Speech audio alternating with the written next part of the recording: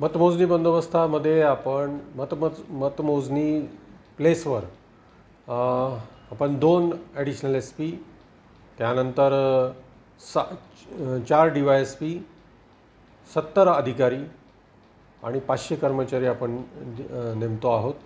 त्याशिवाय होमगार्ड्स असणार आहेत मदतीला। SRPFची एक कंपनी आपण त्या ठिकाणी डिप्लॉय करतो आहे। CRPFचा एक प्लाटून ऑलरेडी तिथे डिप्लॉयड आहे, CRPF आणि SRPFचे। आणि आपण ठिकठिकाणी बॅरिकेटिंग केलेलं आहे। मतमोजणीच्या ठिकाणाकडे येण्यासाठी ठिकठिकाणी चेकिंग होणार आहे। कार्यकर्ते जे या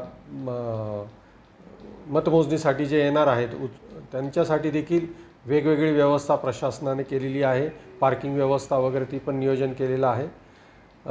त्याशिवाय आपण जिल्हाभरामध्ये आपण SRPF कंपन्यांचं वाटप केलेलं आहे।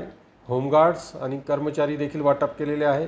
मोठ्या प्रमाणामध्ये आपण जिल्ह्यामध्ये देखील पेट्रोलिंग आणि संवेदनशील ठिकाणी फिक्स पॉईंट हे देखील नेमण्यात आलेले आहेत। हा, बाहेरून आपल्याला SRPFच्या 3 कंपन्या आलेल्या आहेत, होमगार्ड्स आलेले आहेत, त्यांचं देखील आपण डिप्लॉयमेंट केलेलं आहे। हा 3713 हे आपण लागू केलेला आहे। म्हणजे परवानगी घेतल्याशिवाय कुठलेही कार्यक्रम घेता येणार नाही।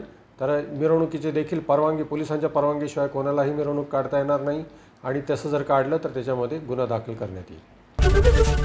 ABP माझा, उघडा डोळे बघा नीट।